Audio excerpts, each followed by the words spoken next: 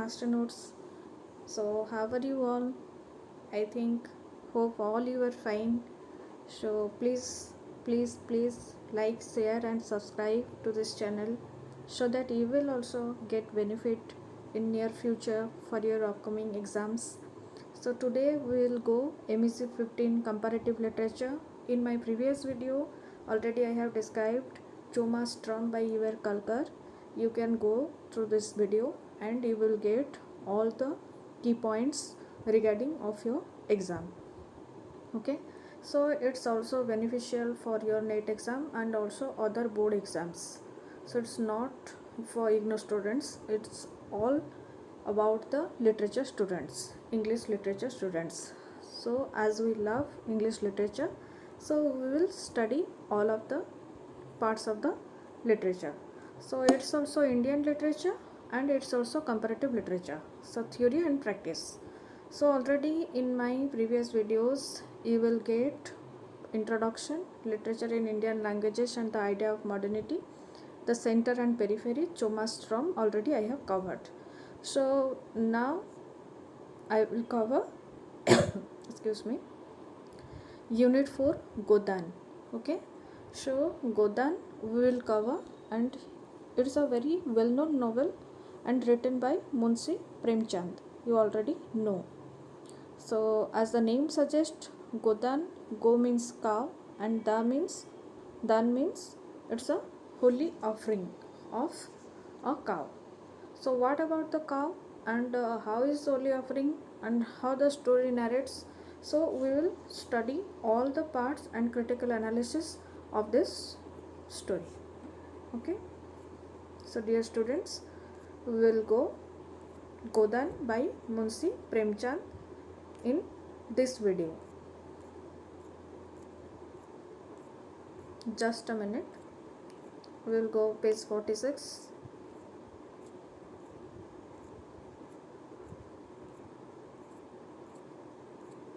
So watch the video till the end, so you will get all the necessary informations regarding your exam, and also you will get benefited all about the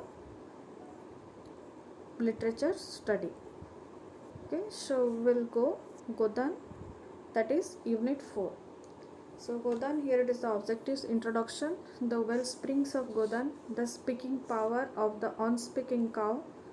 Here it is the main key point, you can note down the speaking power of the unspeaking cow, because it's a animal and it can't speak, but it can express its feeling through other modes of actions. Okay, it can't speak or verbally can't show any feelings, but non-verbally the cow can show its feelings. So at the feet of the dying Khuri, the resurrection and rebirth of Dania, Raji said similarities and dissimilarities, Dania 1 and Dania 2. Let us sum up unit and questions, references and suggested readings. So we will go objectives. So as we know, every unit has its own objectives. So according to Godaan, it has also some objectives of the study. This unit will discuss, discern and highlight the complementary statements on the feminine presence and the feminine psyche that mark the works of the two writers who were separated by more than half a century. So very first, the objectives is very clear. There is a feminine presence and feminine psyche, the two writers who are separated by more than half a century. The works and the writers are Godaan, a novel by Munsi Premchand. Okay, it is written by 1880. Then Andhe Mode Se Aa Gaye, a story by Raji Seth, that is 1940. As we study the comparative literature, so here we will compare the two writers' work, that is Raji Seth, that is 1940, Andhe Mode Se Aa Gaye, and other novel by Munsi Premchand was written in 1880. So Premchand would have been over 130 years old if he were living today. Okay, so if you are living today, so Premchand would have been over 130 years. So Razi said more than half a century younger is a contemporary Hindi writer. So who is Razi Seth? So Razi Seth, more than half a century younger, is a contemporary Hindi writer, very much a product of the post-British independent India. Okay, so he was a very famous Hindi writer and very much a product of post-British independent India. So after 1947-1948, the Ande Mode Se Aage, the story was written. By the end of this unit, you will see the similarities and dissimilarities in the statements that the two writers, separated as they are by time and space, make and gain perspectives on whether the world has changed for women, and if yes, how. Okay, so you can see both similarities and dissimilarities in the two novels. As the time space make and gain perspectives on whether the world has changed for women, and if yes, how. So here it is the introduction. Godaan, the classic novel of Premchand, is more than the panoramic work on rural India it is generally seen as. It is vibrant with the author's intense awareness of the feminine presence or the feminine factor and its operation in the trajectories and unfoldings of human life. This is the aspect of the novel which this unit will be exploring for the main part. Okay, so it is vibrant with the author's intense awareness of the feminine presence or the feminine factor as its operation in the trajectories and unfoldings of human life. This is the aspect of the novel which this unit will be exploring for the main part. As the objectives, it's clearly seen that is the feminine factor and feminine psyche is present. So this thing is written. The story of Dhania, however, does not end with the story of Premchand's Dhania. It gets continuity and retains relevance from the millions of real life Dhanias amongst us. Okay, the story of Dhania, however, does not end with the story of Premchand's Dhania. It gets continuity and retains relevance from the millions of real life Dhanias among us. Okay, so we have some real life Dhanias in our day-to-day life. That thing was reflected in Premchand's Godaan. So Dhaniyas in various ways and styles of confrontation with their grievance, with their decreed mentors. Among these latter day Dhaniyas is the protagonist of Raji Seth's story. Okay, so Dhaniya is the protagonist of Raji Seth's story Andhe Mode Se Aage, past the blind alley.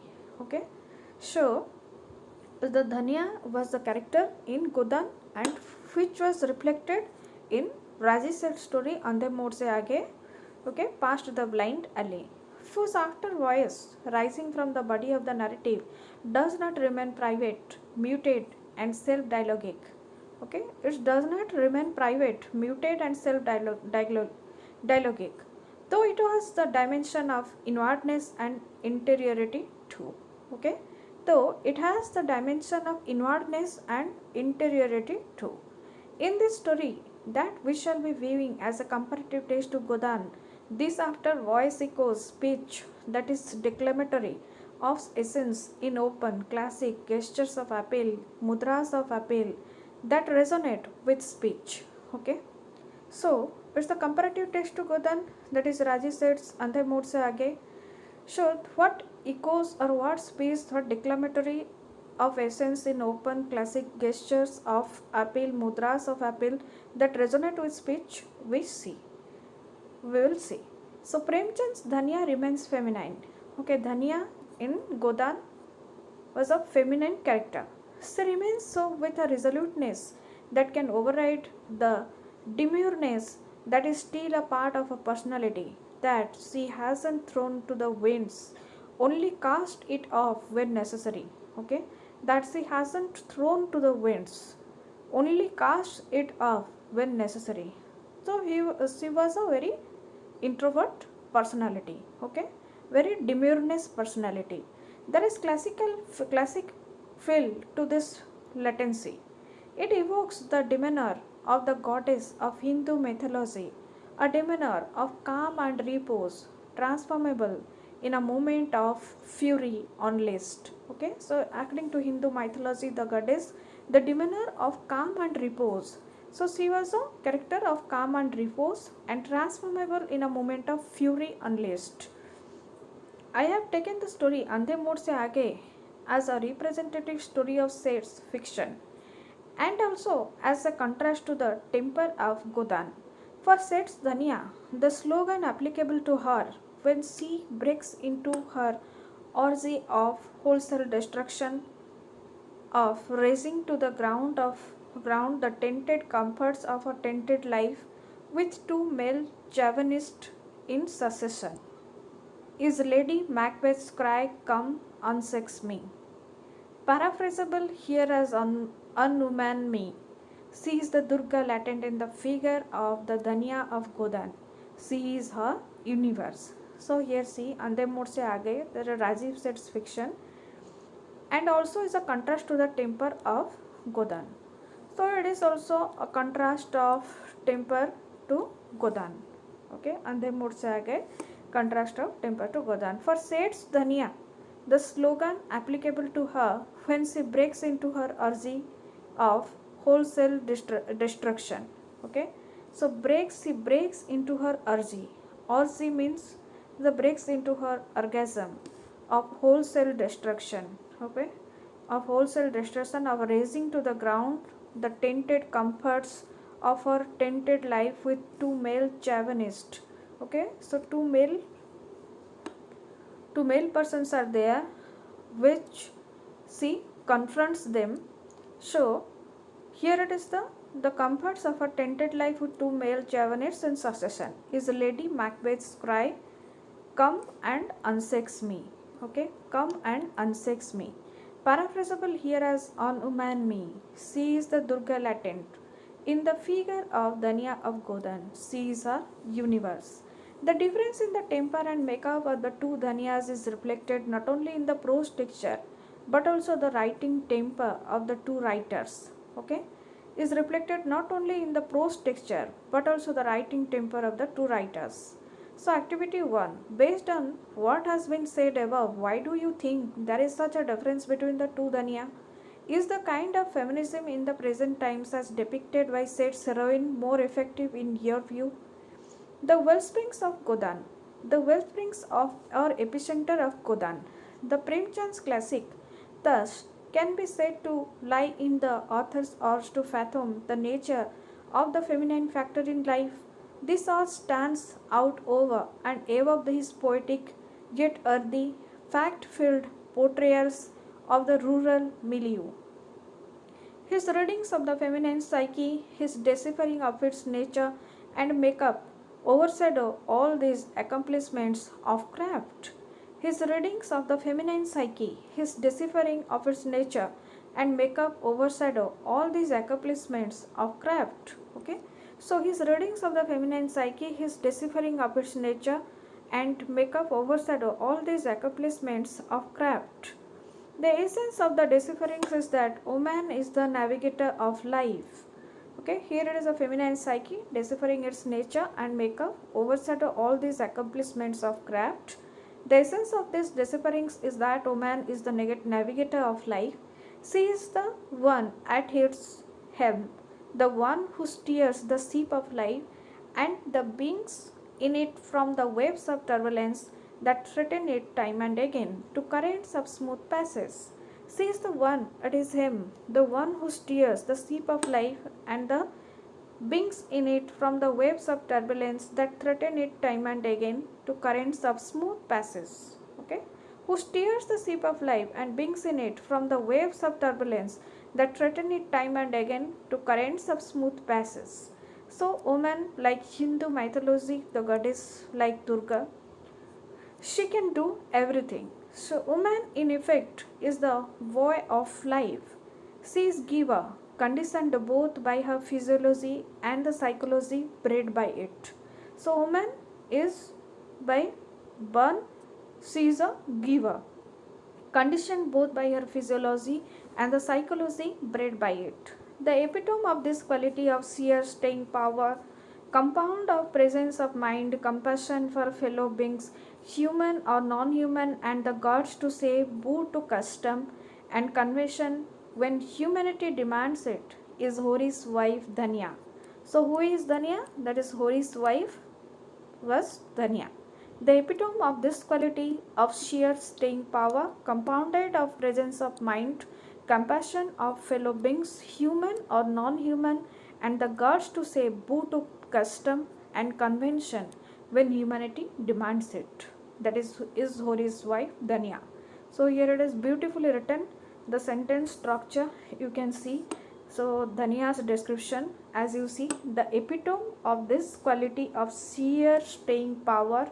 So she has quality of sheer staying power, means she has so enormous stability in her conduct, then compounded of presence of mind. So she was very witty and has common sense, that is compounded of presence of mind, and compassion for fellow beings. She was very kind-hearted, compassion for fellow beings, human or non-human, both human and non-human, and the guts to say boo to custom. So she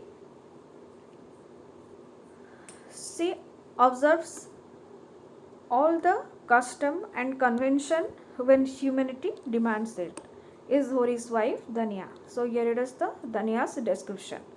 Danya is irrepressible. Zunia, her daughter-in-law to be, is made pregnant by her son.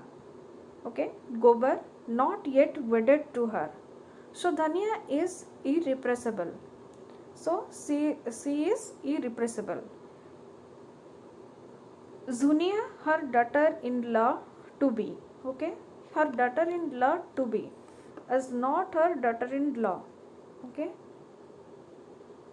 So Zunia, her daughter-in-law to be, is made pregnant by her son Gobar, not yet wedded to her. So Gobar was his son, and he made pregnant to Zunia. So the girl is thrown out by her father, but Dhanya, notwithstanding her initial gut reaction of rage and revulsion for the girl, is also driven in the same breath to take her in, give her the succor and shelter she is in need of. Okay. So Dhanya, notwithstanding her initial gut reaction of rage and revulsion for the girl. So as she was a kind-hearted lady and she has compassion for fellow beings, human and non-human, so she is also driven as same breath to take her in and give her succor and shelter she is in need of. This is as much a gut reaction as the first one.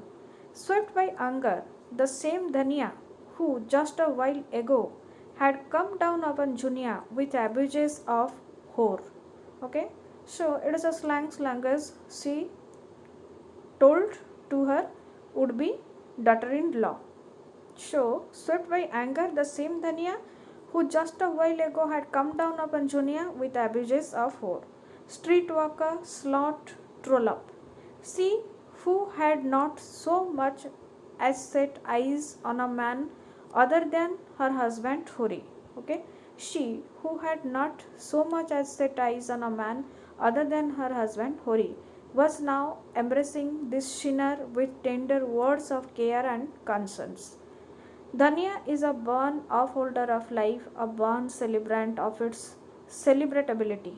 Okay, so Dhanya is a born upholder of life, a born celebrant of its celebratability. A further fact to note in Premchand's portrayal of Dhanyas as a virile and assertive woman is that he makes these qualities coexistent with the temper of homemaking, not of home breaking, as they are generally seen. Dhanya rages and rebels, calls Hori an idiot, spineless, read for me. My fate it was, my hoveling, dragged fate that tied me to a man like you. But after each charge sheet of rank idiocy and criminal neglect of family and kin, it is almost always an interwave of selves, hers and his, not a proclamation of separateness that gets made. Okay, so as a quarreling between Dhanya and his husband Hori, so Dhanya rages and rebels and uses very strong words against his man, that is idiot, spineless, read for me, my noveling, my fate it was my hoveling, dragged drag-legged fate that tied me to a man like you. But after each surfeit of rank, idiocy, and criminal neglect of family and kin, it is almost always an interwave of selves, that is hers and his, not a proclamation of separateness. So she was not interested to separate from his husband, and after each quarrel or each fight, she wanted to get unite with his husband. So here are the two after a war of words and the reckless hospitality to Zunia shown by Dhanya. So here are the two after a war of words and the reckless hospitality to Zunia shown by Dhanya. Hori, didn't fall at your father's feet, did I, for the pleasure of having you tied to my neck for life? So Hori again told to his wife, didn't fall at your father's feet, did I? So Hori wanted to claim that. So if you want to stay with me, so stay with quiet and calmness. So don't quarrel with me. If you quarrel, so your father will be responsible for this. So didn't fall at your father's feet, did I, for the pleasure of having you tied to my neck for life? So that brainless father of mine, and not as if you were a great looker. Quarrel turns into a lake pool, and lake pool to cozy domesticity, to confidential exchanges. What's the kid like? Who is he taken after? Hori buzzes round her. Beaming away all smiles, Danya replies, the spit image of our gover, he is. Hori, healthy? Yes. So Hori buzzes round her, beaming away all smiles, Danya replies, the spit image of her gover, he is. Hori, healthy? Yes. The Hindi of that exchange, more redolent of the flavors of intimacy and common curiosity, is worth quoting. Hori ने पूछा, बच्चा किसको पता है? सो धनिया ने प्रश्न मुख होकर जवाब दिया, बिल्कुल गोबर को पता है, सच। रिस्ट पूछ तो है, ओके। सो हियर होरी ने पूछा, बच्चा किसको पता है? So here the redolent flavors of intimacy and common curiosity is worth quoting. So what quality of her personality is revealed by Dhanya's conflicting reactions to Zunia? The sharp-tongued, compassionate and earthy Dhanya is Premchand's medium and mode for conveying his readings of the feel and essence of the feminine factor. On a more urban, non-rustic level is his portraiture of Malti. Portraiture of Malti, a philanthropically inclined doctor who treats the poor for free and fleeces the rich all she can, and who still has enough everyday wisdom to spot freeloaders and show them the door. Malti, however, is not the major theme of this unit, just as she is not of the novel. Its dramatization of Given makes Godaan more a naturalistic novel, less a visionary reformist work driven by the sight and oppression of injustice in life.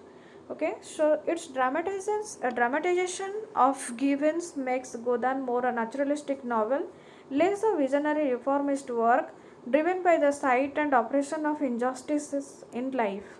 Less a visionary reformist work driven by the sight and oppression of injustices in life. The voice or nerve of indignation is not strident in the narrative temper. The voice or nerve of indignation is not strident in the narrative temper. Less a visionary reformist work driven by the sight and oppression of injustices in life. The voice or nerve of indignation, so the voice or nerve of indignation is not strident in the narrative temper. The voice or nerve of indignation is not strident in the narrative temper. It does ring louder at the very end, where Dhanya, staring at the prospect of widowhood, shown in an interrogative, near fighting state of mind. So the voice of nerve of indignation is not strident in the narrative temper. It does ring louder at the very end, where Dhanya, staring at the prospect of widowhood, is shown in an interrogative near fighting state of mind. But even here, there is no hint of hard-hitting feminist confrontation or confrontism in her examination of the do's and don'ts prescribed for widowhood, okay, for vidhva dharma. This absence of high decibel rebellious latencies in the inner makeup of this woman-centric novel can be felt keenly by readers today. With all its literary splendor, Godaan is apt to be seen in present-day reading tempers as a state, even a landmark in the chronicling of the feminine component and essence. It is a feminine component and essence in its articulation of the feminine symbology of the cow, but not in its registering of the downgrading of woman and the stark misogyny his breeds. Okay, so even in a landmark in the chronicling of the feminine component and essence in its articulation of the feminine symbology of the cow, but not in its registering of the downgrading of woman and the stark misogyny his breeds. The speaking power of the unspeaking cow. Before proceeding further with the unifying and nurturing powers of Dhanya and archetypes of femininity, we should take note of the implications of the cow in the novel. So as the name suggests, there is Godaan means a cow offering. So it's a cow in the novel. It's a motif of unifying of a pervasive feminine presence of a synthesizing aura. And she is a human quadruped. Okay, it's a motif of unifying of a pervasive feminine presence of a synthesizing aura, and she is human quadruped. The speaking silence of the cow and the scenes of a profound awakening within Dhanya, it presages gets invoked in the final selection of the novel, showing Dhanya at Hori's deathbed. We shall consider this final scene in detail here. What we have to note here is that the feminist awakening of Dhanya is made poetic, taken beyond dogmatic rigidities by the poetry and symbolism of the cow. The cow is a giving animal without becoming food for eating. Okay, so it has become sacrosanct with the mythology of giving, read the imbued into it by the human need for symbolic objects and for the categories of worship. The symbolism of the cow and its strong yet speechless strength for determining human relation is sublimated and kineticized into the driven and articulated activism of women. The symbolism of the cow and its strong yet speechless strength for determining human relations sublimated and kineticized into the driven and articulated activism of women. It becomes an energy that can have repercussions on the whole equation of gender relations. Okay, it becomes an energy and can have repercussions on the whole equation of gender relation and thereby on the character, quality and future human life. As long as women like Dhanya are present in society, the authorial overtones imply the ills that afflict it and seem endemic to human nature. Okay, ills such as usury, one upmanship, the instinct to exploit fellow humans whenever possible, will still not spell the doom of human continuance upon earth. So, Dhanya and present in society, the authorial overtones imply that the ills and afflicted and seem endemic to human nature. Godaan thus evolves from the story of the passive giving quality of the cow to the deliberate and hence cerebral acts of dissent or protest made by Dhanya against the one-sided anti-human dispensations of society. Okay, so Godaan thus evolves from the story of the passive giving quality of the cow to the deliberate and hence cerebral acts of the dissent of protest made by Dhanya against the one-sided anti-human dispensation of society. The passive femininity of the cow is transformed into the non-passive, label-eyed statements of feminism made by Dhanya. The passive femininity of the cow is transformed into non-passive, label-eyed statements of feminism made by Dhanya. The passive femininity of the cow is transformed into the non-passive, label-eyed statements of feminism made by Dhania. Okay. So the passive femininity of the cow is transformed into the non-passive label-light statements of feminism made by Dhania. It is a feminism risen from the gods, sustained by the fire shut off by autocratic, discriminatory downgrading of woman of the feminine factor. The passive femininity of the cow is transformed into non-passive label-light statements of the feminism made by Dhania. It is a feminism risen from the gods. It is a feminism risen from the gods, sustained by the fire setup, by autocratic, discriminatory downgrading of woman of the feminine factor. It is a feminism risen from the gods, sustained by the fire setup by autocratic, discriminatory downgrading of a man of the feminine factor. Would you agree with the statement that the symbol of the cow has been redefined in Godaan? At the feet of the dying Hori, the innate never say die celebrative fiber of Dhania is shown giving way as Hori lies dying, surrounded by grieving relatives. Custom demands that the dawn ritual offering of a cow as part of the rites of death. Collect yourself, Vabi, sister-in-law. Dil kada karo, Vabi. Hori's brother's voice rises from the bustle around, addressing Dhania. Dada's exiting. Make the Godaan.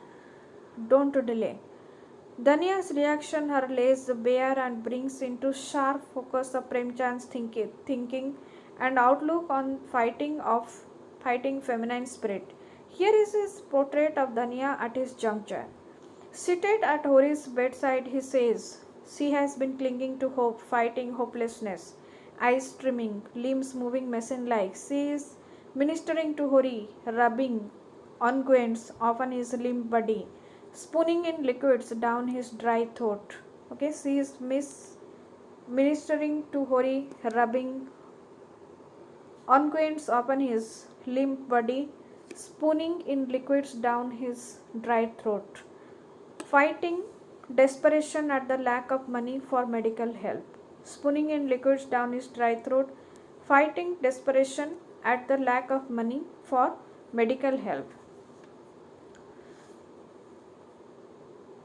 Here is alert about performing the Godaan ceremony. His injunctions to her, however well meant to keep her emotions in check, propel her Premchand into grassroots questioning about herself for old Hori, about the injunctions laid down for widowhood. Okay, so here is the Hori was at deathbed and Dhania was told to give the cow or Godaan.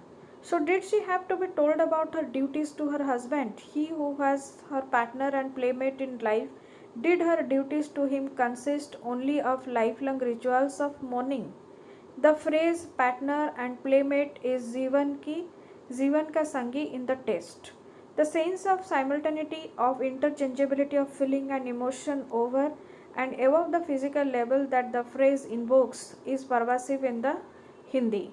The idea of the oneness of the two gets conveyed persuasively in the lilt of the Hindi. The idea of the oneness of the two gets conveyed persuasively in the lilt of the Hindi. This tonal facility and advantage is not present in English. Okay.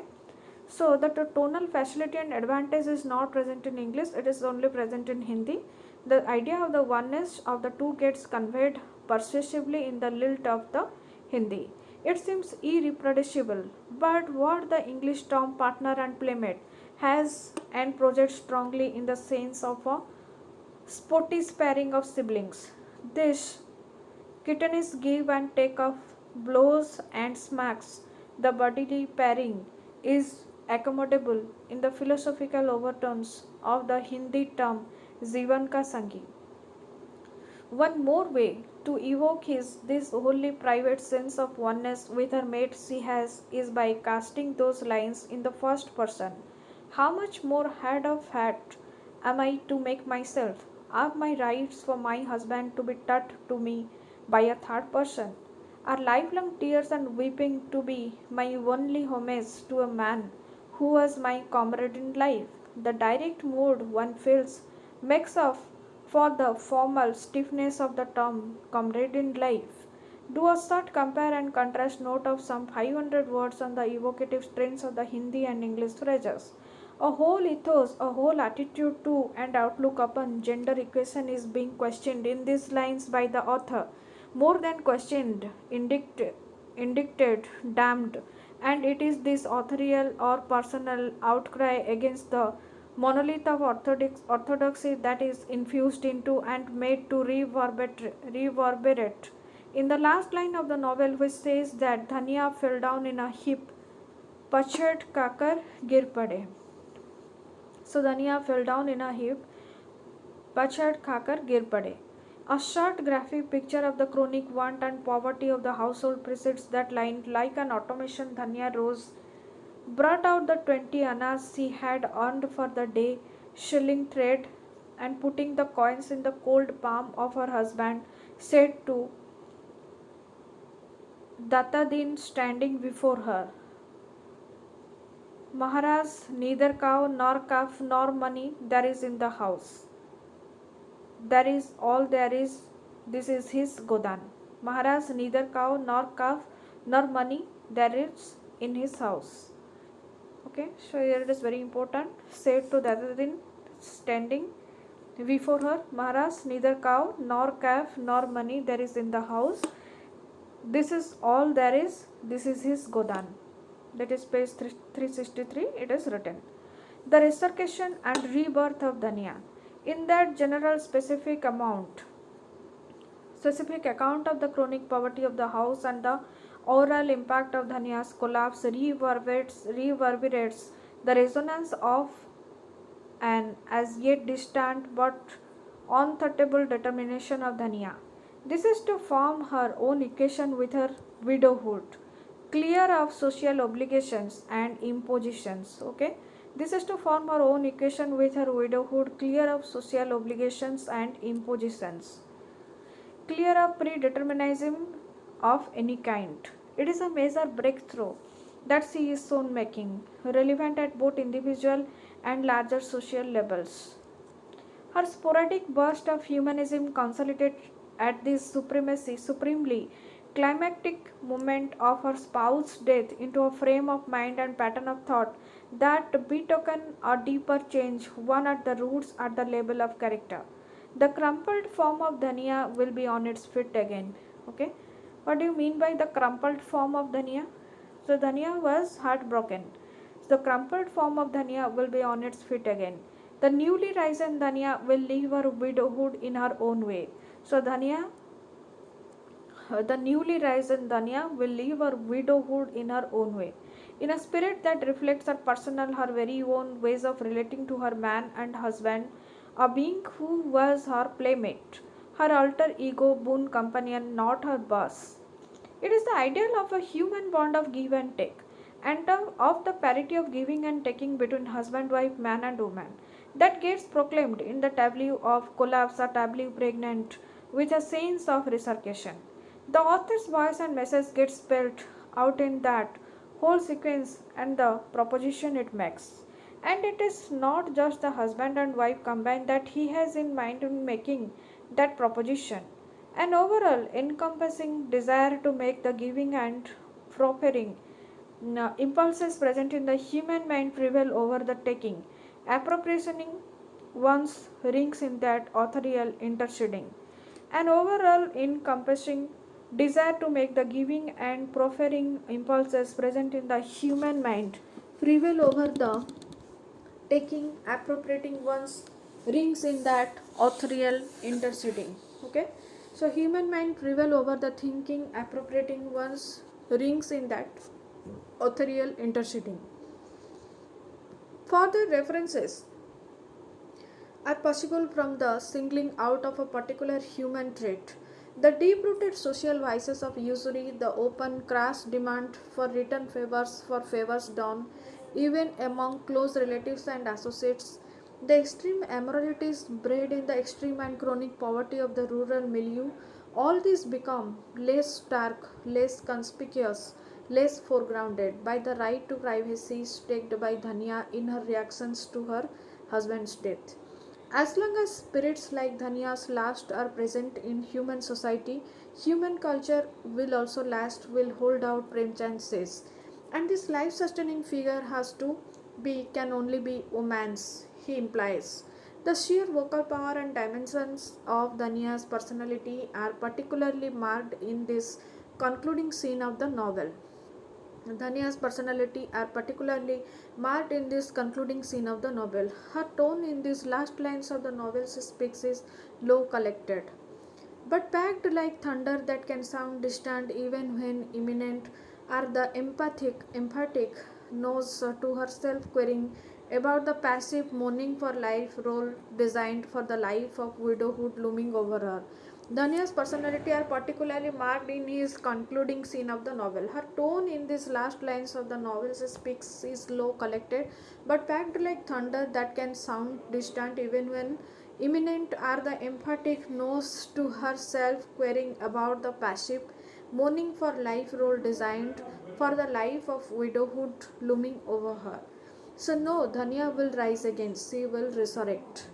Activity 5. Do you believe in resurrection of Dhania? Do you believe, in other words, the Dhania's continuing, that Dhania's is a continuing story?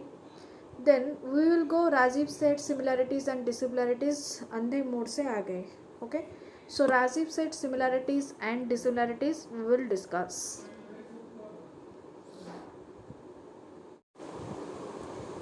See viewers, we will go then Rajiv said similarities and dissimilarities. Already I have told you that Rajiv said's novel is अंधे मोड़ से आ गए. So अंधे मोड़ से आगे what are the similarities and dissimilarities between Godaan and Rajiv Seth's अंधे मोड़ से आगे. So parallel or similar gleanings of the spots to the feminist behavior provided by introspection and inner dialoguing are possible from the behavior of the women protagonist of the short stories of a writer emerging so many decades later, that is Rajiv Seth. Okay. So parallel or similar gleanings of the spots to feminist behavior. So already I have told you that the Godaan by Munsi Premchand, a feminist character is there. So that similar or parallel character is seen in Rajiv Seth's अंधे मोड़ से आगे. Okay. So here it is also a woman protagonist or the main character, that is a woman, that is Rajiv Seth, अंधे मोड़ से आगे. A strong difference in the feel and quality of the feminism of Seth's stories for all those of Premchand also emerges. But the prologues and monologues of introspection that precede the actions of both sets of characters give them a generic similarity. Okay, so the prologues and monologues of introspection that precede the actions of both sets of characters give them a generic similarity. So here it is, first we discuss the similarities between two novels.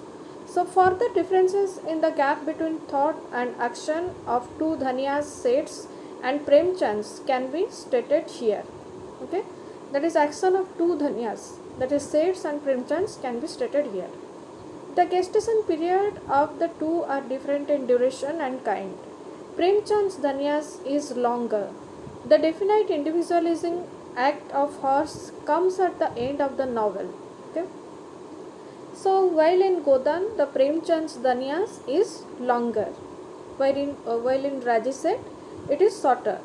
The definite individualizing act of hers comes at the end of the novel, after about over 300 pages. So in Godaan, after 300 pages over, so the individualizing act of hers comes. Okay, and it does not have to its questionings the aged to hell with you. Okay, and it does not have to its questionings the aged to hell with you. Note of recklessness readable into those of Seth's Dhania. Okay, so and it does not have to its questionings the aged to hell with you. Note of recklessness readable into those of Seth's Dhania. Okay, so it does not have to its questionings the aged to hell with you. Note of recklessness readable into those of Seth's Dhanya. So in Seth's Dhanya, to fail with you, a note of recklessness that is not readable, while in Godaan we have to hell with you, that is note of recklessness.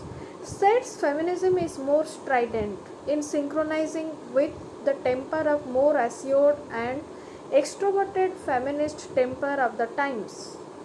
It does not need the kind of author support and spokesmanship that Premchand gives to Dhanya. Okay, so it does not need kind of author support and spokesmanship that Premchand gives to Dhanya. But despite the difference of mood and time, the prologues of soliloquy and inner thrashing of the character preceding the exteriorization of their feminist passions make them apt material for compare and contrast studies. Okay. So see, despite the difference of mood and time, the prologues of soliloquy and inner thrashing of the characters preceding the exteriorization of the feminist passion make them apt material for compare and contrast studies. So here we will go Dhanya 1 and Dhanya 2. Dhanya 1 in Godaan by Munsi Premchand and Dhanya 2 is in Raji Seth. So let us consider first the quality of the I, me, mine, consciousness portrayed in the behaviors of the first Dhanya and then that of the unnamed protagonist Dhanya 2 of Seth's story, that is Andhe Mod Se Aa Gaye. The awakening of the I, me, mine factor in the first Dhanya's field of consciousness and awareness is luminous, wonder-filled moment like the flush of daylight on the supine, imperious body of the night. So in Godaan, that is in Dhanya character, I, me, mine consciousness, self-consciousness portrayed in the behaviors of the first Dhanya, that is in Godaan. Okay, so here it is a main point. While in Dhanya 2, that is Seth's story Andhe Mod Se Aa Gaye, the awakening of the I, me and mine factor in the first Dhanya's field of consciousness and awareness is a luminous, wonder-filled moment. Okay, like the flash of daylight on the supine, imperious body of the night. There is something bridal about it. The man with whom she has spent her life, cried and laughed with him, even as she berated him, is lying dead before her. Okay, so here it is something bridal. The man with whom she has spent her life, cried and laughed with him, even as she berated him, or she is lying dead before her, but she has blueprinted a whole new way of being with him, of evoking his presence, creating a sensation of togetherness with him. Okay, but she has blueprinted a whole new way of being with him, of evoking his presence, creating a sensation of togetherness with him.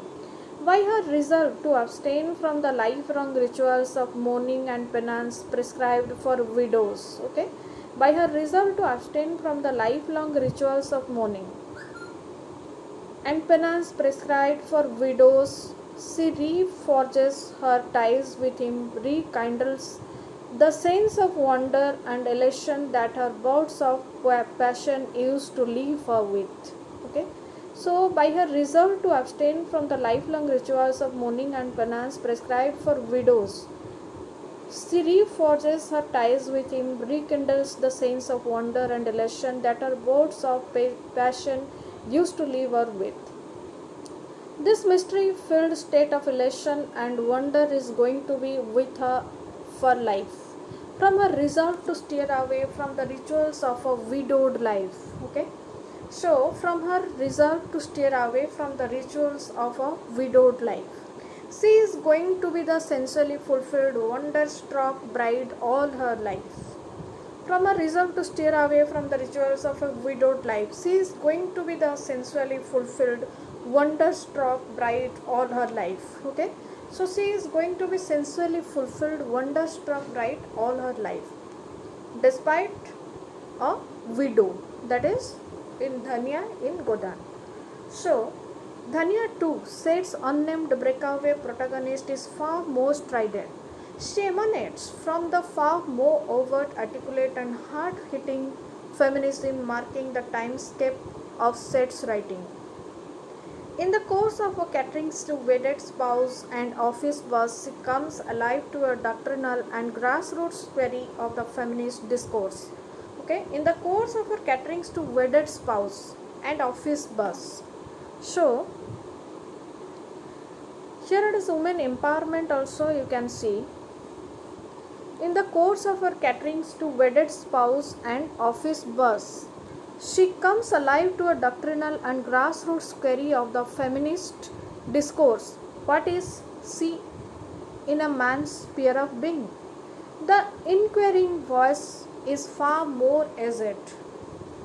The persona it voices is one that is done with the decorous passivity laid down for women by the arbiters of society, driven by what dreams and expectation, what troubles, what bubbles of soap had she acquiesced in the ways she had. Dreams, bubbles of soap, magnetic, many-hued, captivating, chasing them where, how had she let slip her resolve to struggle for the truth within her? Now it is a blind alley fore and aft, that is former and present husbands, and facing her the fixed, unblinking stare of the present. That is page 117. You can note down. Here it is the page 117. So she has remarried to a person. Okay. So that is here it is in Rajesh Seth's novel Andhe Mode Se Aage, that is he has written. Now it is a blind alley fore and aft, former and present husbands. So she had two husbands, one is former and present husbands. The low keys, as yet private, thereof Dhanya one's monologue gives way to the open, full-throated, level-eyed interrogations of self versus society by the more outspoken temper of Dhanya two's feminism. Of feminism astir with classic activist energies, taught with kinetic urges. The kinetic urges find glorious and explosive expression in all the ensuing actions of this roused, rearing protagonist. The kinetic urges find glorious and explosive expression in all the ensuing actions of this roused, rearing protagonist. In a frenzy of rejection, of tearing off from the pores of her skin the fungi gathered in them, from all the padded living gifted to her through Misra's swanky, self-pampering ways, she draws away the light dispelling heavy curtains of their bedroom. Okay, so in a frenzy rejection, of tearing off from the pores of her skin the fungi gathered in them, from all the padded living gifted to her through Misra's swanky, self-pampering ways, she draws away the light dispelling heavy curtains of their bedroom. Setting their metal rings jangling, she throws open all the never opened windows and side doors of the air-conditioned enclosure, desist from switching on their air conditioner. Hot blast of air and sheer light come pouring into the room, and in this dismantling of the clutter and clutter of air conditioned living, she sees the road ahead of her, of Mishra, away from Surjit, single, lone, free, willed, saturated with a joy-filled weeping, able to shatter the lifeless past and machine-made future of the room, radiant with the warmth and light of self-confidence. So she has two husbands. One is Misra and one is Surjit. Okay, so away from Surjit, she is clinged with Misra. So, saturated with a joy-filled weeping, able to shatter the lifeless past and machine-made future of the room. Radiant with the warmth and light of self-confidence, and in a final act of rejection, of throwing to the winds all the junk of her life so far, she aborts the child within her. Again, here it is a tragedy. So, and in a final act of rejection, of throwing to the winds all the junk of her life so far, okay, she aborts the child within her. So here it is, you can see a child within her. Okay, she aborted the child as she thought that it is a junk of her life. Okay, the child is a junk of her life. Then The voice of dissent and rejective behavior is louder here, more ringing, far more so. But the low surface murmur of her self quizzing and reflections that precede her precipitate actions cannot be muffled in the din. The voice of dissent and rejective behavior is louder here, more ringing, far more so, but the low surface murmur of her self squeezing and reflections that precede her precipitate actions cannot be muffled in the din. The reader hears the two streams of sound in an orchestral sequence as preludes that have to climax to a crescendo. They recite a story of arousal, introspection, renewed arousal culminating into action. The voice of dissent and rejective behavior is louder here, more ringing, far more so. But the low subsurface murmur of her self-quizzing and reflections that precede her precipitate actions cannot be muffled in the din. The reader hears the two streams of sound in orchestral sequence as preludes that have to climax to a crescendo. They recite story of arousal, introspection, renowned arousal, culminating into action. The same trajectory of cognition, cogitation, and action is seen in the first Dhanya's behavior.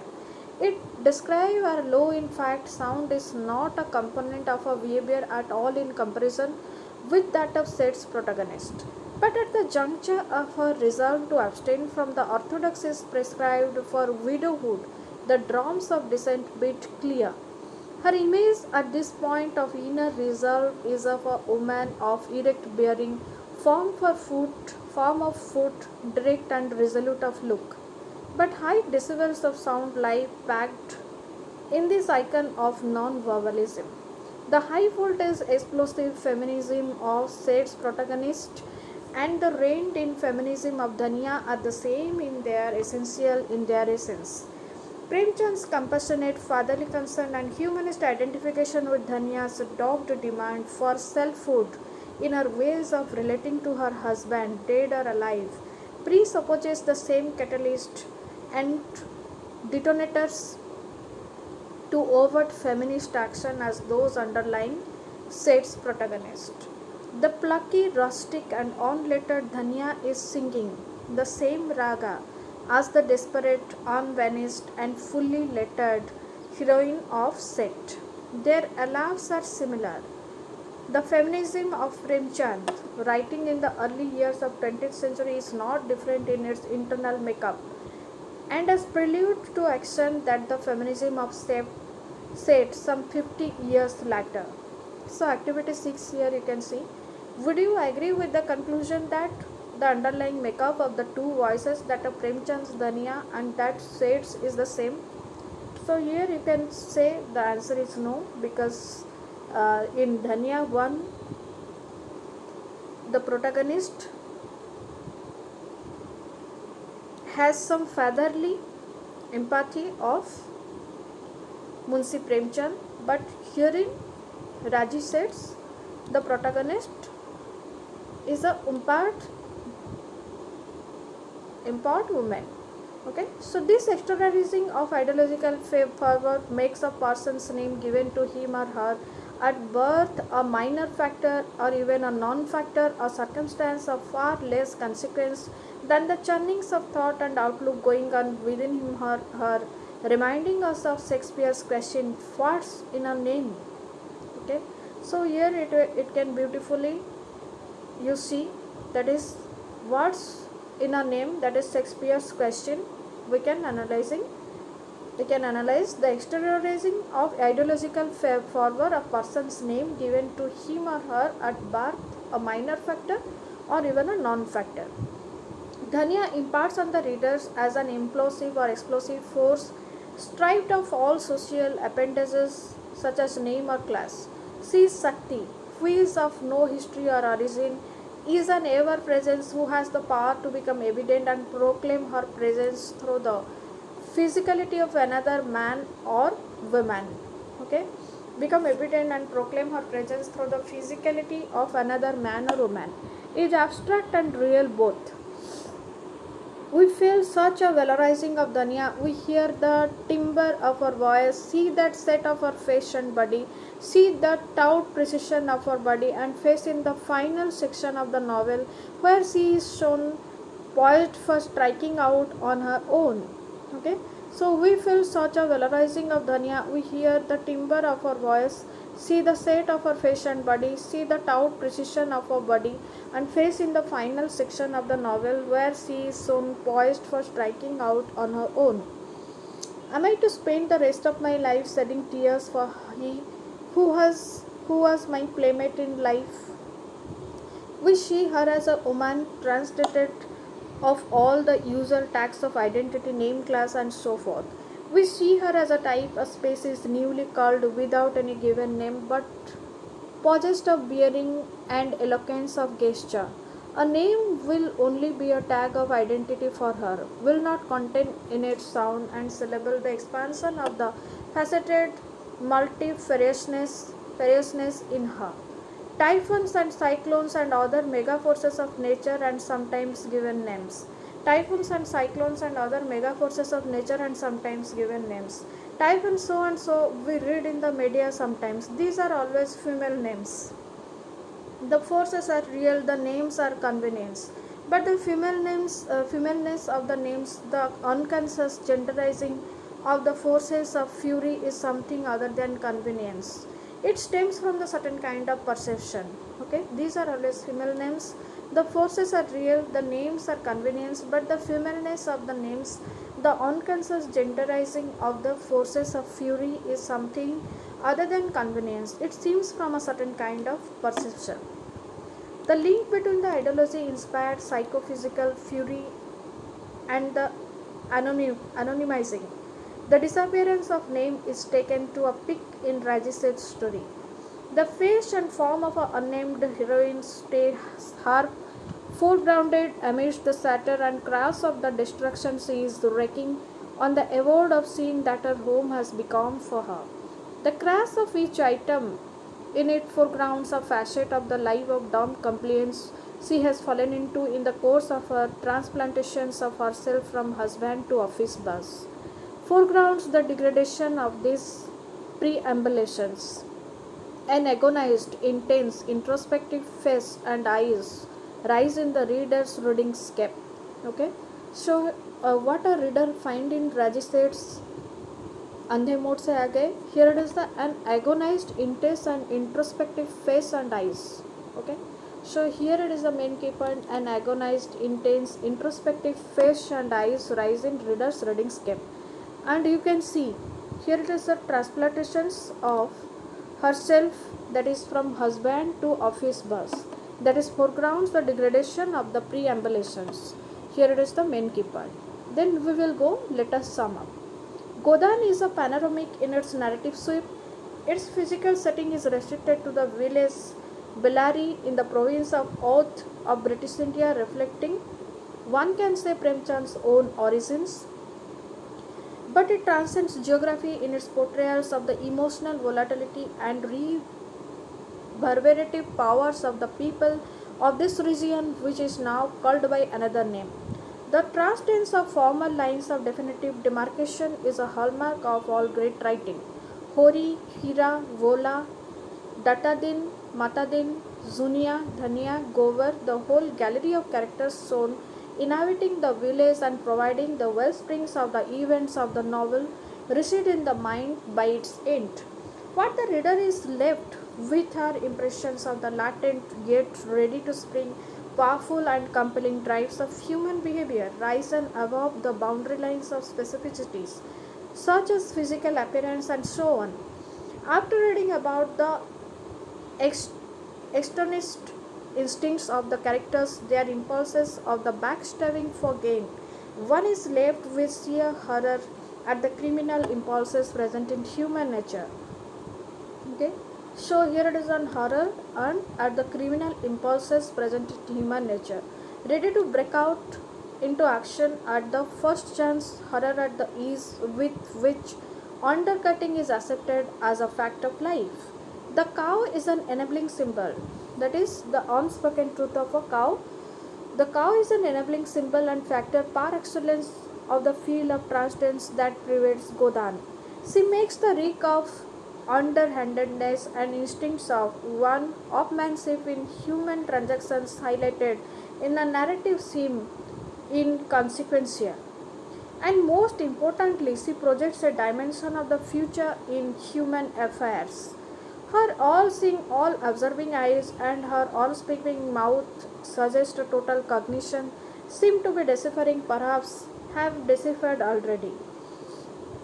And most importantly, she projects a dimension of the future in human affairs. Her all seeing, all observing eyes and her unspeaking mouth suggest a total cognition, seem to be deciphering, perhaps have deciphered already, the futures of our human masters. It is this field of an evolution sensed and made imminent and pervades the concluding sections of the novel. It is this field of an evolution sensed and made imminent that pervades the concluding sections of the novel, which climax to the scene of the collapse of Danya. Okay, so it is this field of an evolution sensed and made imminent that pervades the concluding sections of the novel, which climax to the scene of the collapse of Danya. Okay, which climax to the scene of collapse of Danya. That her collapse is not her end, that it is only a step backward. For a full surge ahead is proclaimed by the strong retrospective quality of the lines. Danya's story is yet to end. Her strivings for establishing a private and personal wavelength with her husband, undictated by custom and tradition, have developed into an explicit, self-conscious public struggle and movement for gender renaissance, gender parity, in other words, feminism.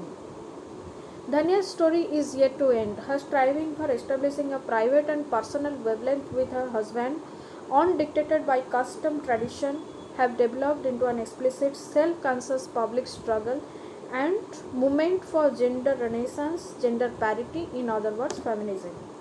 And it is from the vortex of this highly vocal struggle that protagonist of Rajesh Seth's story takes birth.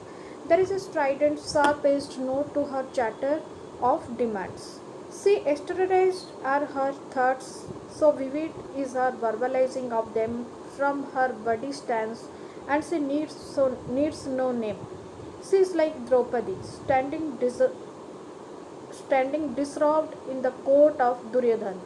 Okay, so she is like Draupadi, standing disrobed in the court of Duryodhan. Here it is the main key point you can note down. The act, the sitting, the weeping, outraged eyes of Draupadi figurate her risen above the need for formal names, the pronoun she, wo against an encompassing, resonant fill, making it seem a proper noun. Okay, the pronoun she, wo gains an encompassing, resonant fill and making it seem a proper noun. She is nameless but not faceless. She is like a book, the contents of which are felt beyond and over its title. It is the same separation of thinking and thinker that we are impelled to make at the image of Dhanya at Hori's deathbed. It is the same separation of thinking and thinker that we are impelled to make at the image of Dhanya at Hori's deathbed. Dhanya and her story is precursor to the story of Seth's nameless protagonist. Okay, so here it is all about. Let us sum up. And here it is unit and questions you can see. The unit posits that between the feminist fury of Rajesh Seth's character and the less activist, comparatively decorous behavior of Dhanya, there are parallels. Would you agree? In Rajesh Seth's story, a protagonist is not named. Does this heighten her feminist profile, freeing her from the need for a specific name? Do you think the feminine set of a face and look of eye are more self-assured today in the 21st century? What would be your blueprint of ideal gender relations? Write a note of some 700 to 800 words on the theme.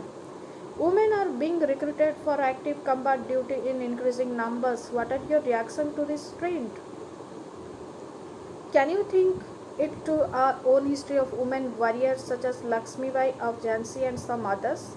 The idea of gender equality should not blind us to the reality of gender difference. The difference is necessary. Can you elaborate on this idea? So here it is all about gender equality, feminism questions. So you can answer very well. So this is all about your reference and suggested reading, that is Munsi Premchand, Godaan and set Rajesh Seth's Andhe Mood Se Aage. So already I have discussed, and you can go through the novels and you will get more clarity about the novel. Okay, so please watch Study with Master Notes from starting to the end of the video, and you will get good scores in your IGNO exams and also your university exams.